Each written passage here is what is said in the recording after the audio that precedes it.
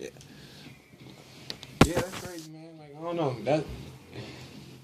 I feel like it's a lot of stuff people wouldn't touch on there. You know that R&B singer Lloyd? Yeah. He did the Breakfast Club interview recently, and he brought this up. He the first person I heard that brought this up, and then the next day, that's when I started seeing people on social media mention it. He was like, Elvis Presley was dating a 14-year-old for a little minute, and I think he later on married the lady or whatnot. Get out of here. But he brought that up. Because he was trying to be middle ground with it also. Right. He was saying he think that's crazy, but, for him to reference that, to me, says he's trying to be a little middle ground with it. I wouldn't date no 14-year-old, but... Me neither. What does a 14-year-old want? Or what does she got that you want? I mean, mentally she's like a child. Don't do that. She can't support you. I mean, some people probably look at them like, okay, physically speaking, their body, like if you look, I always said this, and I'm not taking up for child molester. Not saying that Rkelly is a child molester. But I remember how people look at the age of 14 growing up when I was younger. I'm talking about even when I was younger than 14. And not just that. When you look at the movies and you look at people that's young on movies, whether they're extras or whatnot, then you look at their bodies now, a 14 or a 15-year-old look a lot more mature as far as their physicality is concerned. True. Very true. And then I take from my own experiences, I knew of a lot of people back on 8th Street that was like in high school, freshmen and sophomores, that a lot of older guys in the neighborhood was messing with too. You know what I'm saying? I remember going to the Boys and Girls Club. I ain't gonna say too much, but I didn't see some shit. And a lot of it was kind of like a normal situation, as long as nobody really spoke on that shit. Right. Coming from it with Rkelly, and then again looking at Aaliyah, for instance, and looking at her maturity level in those interviews. Right. When she first blew up or got signed. She didn't come off as like the average 14-year-old, so her maturity level was a little different. Now, through the label that she was working with, they explained that part, and they showed the pictures of Aaliyah before she got in touch with Rkelly and the other girls that Rkelly knew. And she was like a little girl. She had like just regular hair, she was like plain, no swag, no nothing. You know what I'm saying? Yeah. Then once she got with Rkelly and the niggas or the bitches that he was fucking with, they started being like, nah, you look whack like that. You need to put on these shades. No, you need to wear these short crop t-shirts. No, you need to like move your hands like this. And you know what I'm saying? Like they schooled her to the swag that you've seen that seems like a more mature swag. That was all learned just for her to make the big screen. You know what I'm saying? I never knew any of that until the documentary. That's why you should kind of watch it. I mean, even if you don't agree with everything, it just offers up another opinion and perception. So you're saying that they probably just trained her on the PR in a PR sense. Exactly. But see, having that perceptive ability, like when I look at people in interviews, right? I like to look beyond what they putting out. Right. That's me personally. Right. And what I seen from her old interviews, and I'm not even gonna mention her education, is that she appeared to be a lot more mature than the average 14 or 13-year-old that we as Americans would perceive them to be. So I'm pretty sure like a lot of conversation, and then she's really she's personable. Like it was an interview with this guy, I forget his name, but he was a black guy, kind of heavy set, and then you could see like the I want to say the behind the scenes type of shit. It looked like he was talking to her about aliens or something. And even though she may not really be into that topic, because he says this is what hinted to me that he was talking about something other than music. He was like, we're like small pebbles to them. They're way small and smarter than us, etc. Blah blah blah, and they could play with us and this and that. I don't think he was necessarily talking about anything dealing with music. But when you look at her and you see how she was responding to it, she was responsive, but she was listening. Like you could tell that she's easy. Hold on, Tiara. You could tell that she's easy to talk to. So if Rkelly found something attractive about her, it was that maturity level. But the fact that she listens. She didn't seem like she'll be the average kid. Like, hey, yeah. Her vibe didn't give that off to me. Right. That's all I'm saying. I agree. Then you gotta look at the experience. Like, this dude I used to call him Malcolm. I used to call him Malcolm X because he looked like Malcolm X. He used to drive the bus. I forget his freaking name. But every time I got on the bus, we used to talk. And I remember one time he was like, he was talking about children, young children in certain countries. And I think he referenced Somalia, for instance. He was saying like, you know, their maturity, their young leaders, based on their experience, like their experience is a little different than being here in America. You seeing people getting their heads blown off at a young age, you know, your outlook might be a little different. Hell yeah. Hell yeah. Big time. You're going to realize what's important right fast. Right. So, like, you're a grown man and you like to talk to people that you... Again, let me keep saying this. I'm not taking up for these people. I'm just saying, like, if you look at it a certain way. Because I'm pretty sure, like, if I got a shorty and she grows to be 14 years old, you know, I grew up here in America. I got a certain schema as well. I wouldn't want a grown-ass man talking to my daughter either. Right. But I'm saying, like, if you look at people like that in that age group, they may be a little bit more mature than what people perceive them to be. Right. I agree. Like, I doubt Rkelly would talk to, let's say, I'm trying my best not to bring Islam up in this, by the way. But let me see, I'm trying to think of a younger, say somebody from Nickelodeon, for instance. You know what I'm saying? You see how those kids on that show act, at least back then. I highly doubt that Rkelly would fuck with somebody like that. Right. You know what I'm saying? Some goofy ass slapstick. I mean, you can say goofy, but you get what I'm saying, though. I highly doubt it's a difference. Right. A whole little difference. I think it was Germany. It was one of those. It was about 3 European countries that I looked this up. And you could marry a woman that's younger than 18.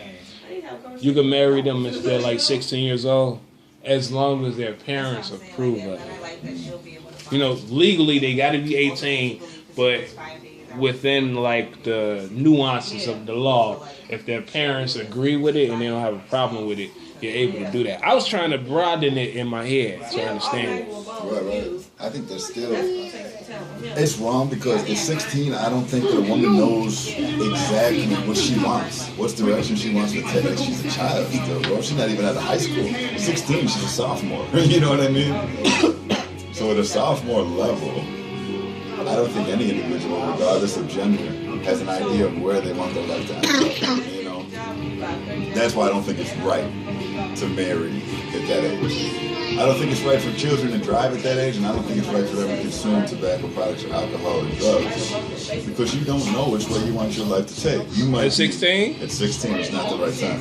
So you telling me 365 times 2, they're able to join the army? Yeah. And they're mature enough to go do that? I don't think that's right either. That's more the government stealing from its own resources. You know what I mean? I don't think that they should be able to do that. No. I don't think that. Oh my bad. I don't think that they should be able to. No. Because at 18, you can't make decisions for yourself. It should be like 21 for everything. That's what I think. Oh, no. I didn't bring the diaper bag. Hold on, Tiara. What you was about to say, though? You was calling cigarettes. Oh. My favorite. Oh, my bad. Yeah. I was trying not to bring this up, but I'm going to go ahead and bring it up. The Muhammad situation with Aisha. You know, she was only 11 years old when they had sex. When they had sex. Who was Aisha? She was Muhammad's second wife. Yes. Did you used to talk to? No, I'm talking about the Prophet Muhammad. Yeah. He had sex with 11-year-old? Yeah. She was 11. How you found that out? I read about it. It's on the internet. Elijah Muhammad? It's a book called The Origins of an Islamic State, and then you can also Google it. Not Elijah Muhammad, Prophet Muhammad from Arabia. You know who Muhammad is? The guy that the whole entire Quran is fashioned after. Right. You know who Muhammad is? I'm thinking of He was Muhammad. born in 570. He was born in Mecca. He was part of the Quraysh tribe. They was one of the biggest tribes in Mecca at the time. And when he grew older, he had a religious experience. So-called the angel Gabriel had a conversation with him somewhere within the Hijaz Mountains.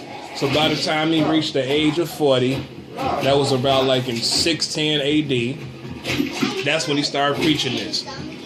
Now, his uncle got in a little trouble too. His uncle name was Abu Talib because he was like one of the heads of the Quraysh tribe. Not one of the heads, but like the clan that Muhammad was from, which was the Hashemites. Yeah, the Hashemites. Abu Talib was like one of the richest people, a part of that clan, because they had like they had a really good poor population. They had slaves, but the majority of the people couldn't read in Arabia as a whole. So within the Quraysh tribe, that was the case. But if you were a person that knew how to read, like if you were literate, you had some type of value to yourself. All right, that's added to money as well. So Muhammad came from that. He wasn't like dirt poor. He was literate. But anyway, the whole thing is, by the time he met, because I can go through that whole history, but then, you know what I'm saying? I'll talk for like 30 minutes and then make the point I'm about to make right now. So if you want to ask a question, that's fine. But anyway, he married Aisha. That was in he had sex with her. That was in 622, I believe. No. Because he was married to Fatima at first. He was married to her, or is it Khadija? I keep getting the names mixed up. I think it's Khadija. He was married to Khadija first. He was married to her for about like 25 years. He married her in 596. No, 594. And then she died in 619. So that's when he got together with Aisha from that point. But he didn't have sex with her. He's married for 25 years. Yeah, to his first wife, because he had 4 of them all together. That's wild. His first wife he married in 594. That's wild, bro. So after you get rid of him, 20-something years you've been married to this man. You been going fucking 11 years? She died. Damn. She had died. That's just crazy. But they did have a shorty together, Fatima. That was his daughter. He had her. But it's argued that he probably had like 6 or 8 other children too. You know what I'm saying? I had did a whole blog about it, that's why I know. It's argued that he had about 6 or 8 children. It's a book called Tariq not Sudan, because it's older than that book. But anyway, it came out basically around the same time as this book. The Origins of an Islamic State came out that I've been reading, that I've been getting all my information from, or a great majority of it from, aside from Wikipedia articles. Yeah, I can go through the whole history. Anyway, she was 11 years old. Now, I take up from Muhammad in the sense that I do think he's an intelligent man, especially based on what I read about him and the examples of what I read. But this is like one aspect of that history that I cannot, it's hard, you can't come up with an argument to defend it, because I feel like 11 years old is a little way too young. But it was a culture norm, at least there. Not saying all the women that they married was that young, but obviously, that was allowed legally speaking, so it was wrong for that. Right. Next Sunday will be 59. But yeah, They're not 100% right. I was just saying I was trying not to bring that up and add that to the conversation about Rkelly, but when it broad in range, or not even just broad in range, but keep it like pure, that's something to consider also. Now, the other thing that they said was wrong is not just the fact that he was fucking young girls. I told you I didn't have a problem with any of this besides the boy. So that's my point of view. That's already out there. But the thing that other people have a problem with is that they think that... Hey, we gonna hit this?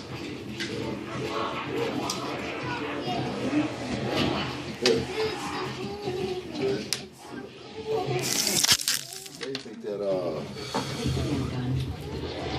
the way that he did it, like he took these girls away from their parents. The parents call and he doesn't really let them talk to them. So he gives them something scripted to say. Like he doesn't let them say their own original ideas to their parents. That's huge. And then he doesn't let them leave the house really unless they're on a mission for him. Like he pays for everything, he treats them good, whatever the hell. But he like enslaves them. Like they can't leave his compound. If you ever watched that Cookies video, the song Cookies is one of the later songs that Rkelly produced. But in there in the video that he actually shows like the rules of the way that the women need to be. And we thought it was just like a fictional thing. and when I say we, I mean the public, we thought it was just like a fictional thing, but it's not. It's actually the way that he was running his compound, which was actually a massive. It was like, you know what I mean? He's like enslaving these women. They have to stand when he walks into the room.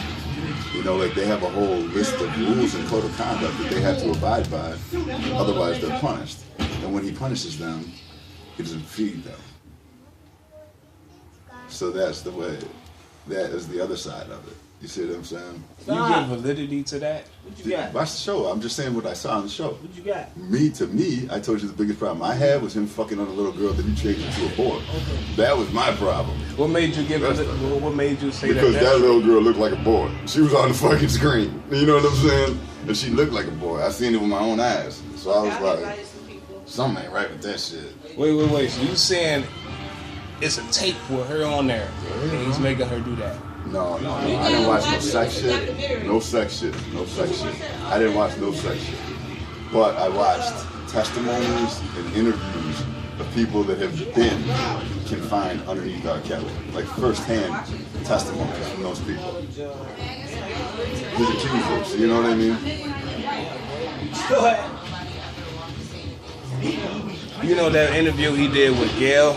You seen that? No. When he blew up and he started yelling? Yes. I didn't know her name was Gail. Yeah, that interview. Yes.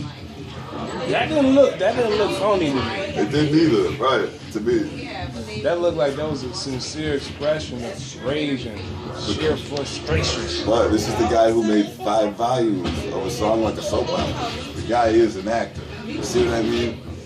Like he's into the arts, the drama, the show your passion, the feeling, you know. So it could just be another one of his acting. And he's got a fucked up psyche. I mean, every time, like I said, you'll change a little girl to a boy to fuck on her. That's just something wrong with you. You know what I mean? Why not just fuck on a little girl? Why the fuck you gotta make her a boy? Look, if he did that, I ain't gonna lie. That shit is disgusting. Right, No bro. excuse. Right. I just want to see more, you know what I'm saying? The closest you could get to empirical evidence on that. No, I'm good on that. Right. I really want to hit a cigarette. I'm gonna stand by that door in a second. I agree. That is disgusting. And that's no way for an intelligent grown man, knowing that that is wrong, and you engage in that kind of activities, what does that say about your character? Your character is what you do when nobody's looking. You know what I mean? What does that say about your character? There are characteristics to me. You can do things like that. That's like, that's crazy. That goes Damn, you just knocked out Elvis Presley. Yeah. Yes, really.